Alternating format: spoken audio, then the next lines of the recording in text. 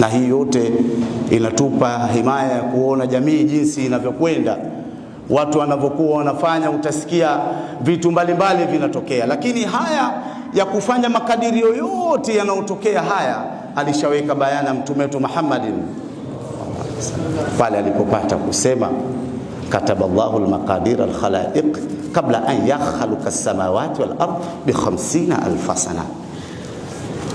Kataballahu almaqadir alkhalaiq, alishaandikaye makadirio ya viumbe wake.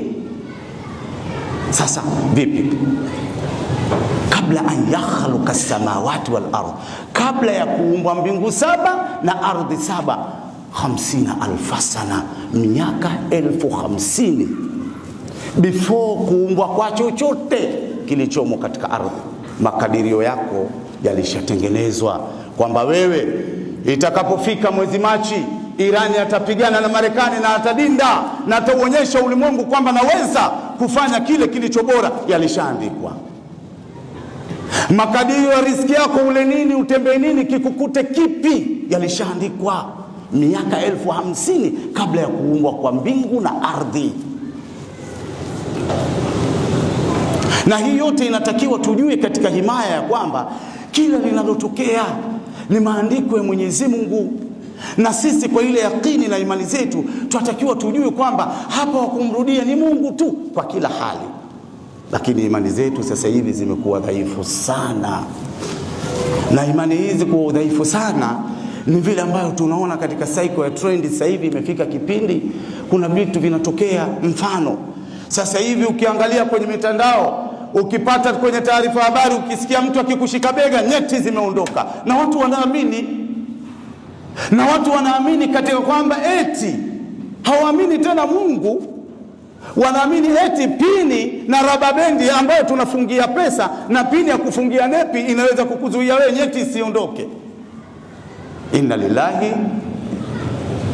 Na hii imekuwa ni msiba mkubwa sana katika jamii, ya kuona kwamba imani ya ile ya kutawakal imekuwa ndogo, imani ya kumtegemea Mungu imekuwa ndogo.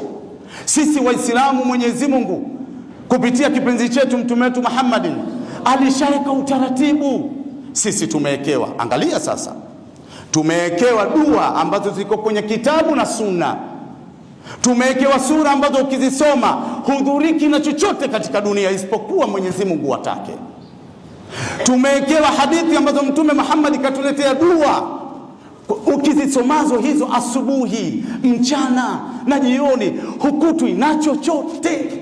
Lakini yaqeen hatuna. Tumewekewa ayat kursi ambao ukisoma asubuhi na usiku yatosha kuwa ni kinga kwako wewe kwenye majambo yako yote. Tumewekewa muadhataini, tumewekewa kul huwallahu, kul a'udhu birabbil falaq na kul a'udhu birabbin nas, liilafi quraish na wal asr, kama kinga zetu tuzitumie katika kujikinga na mazonge yote ya kidunia. Na hatodhurika yule ambaye atasema bismillahi alladhi la yadhurru ma'a ismihi shay'un fil ardi wala fis samai wa huwa samiul alim. Hii yote yakini yetu imetutoka. Hatujui kwamba ukisema hivi mara 3 kwa siku, hakuna kiumbe chochote unamwambia Mwenyezi Mungu kwamba mimi na kuomba wewe Mwenyezi Mungu kisitokee chochote chini ya ardhi wala mbingu mimi kinikute, ndio maana yake, na hakitokukuta. Imefika kipindi juzi swaibangu anakuja anapini kushoto, anapini kule, anapini kwenye mapaja, nikamwambia subhanallah, nikaenda kuchekea chooni na nikamwombea dua baada ya kutoka. Kaambia huyu hana yakini. Kwa hiyo tumuombe Mwenyezi Mungu atujalie tujue kabisa kwamba waman yatawakkal ala Allahi fa huwa hasbu, inna Allaha balighu amri, kad ja'ala Allahu likulli shay'in qadra. Na hiyo ndio ufalme wetu ulipo. Dini yetu ni full package.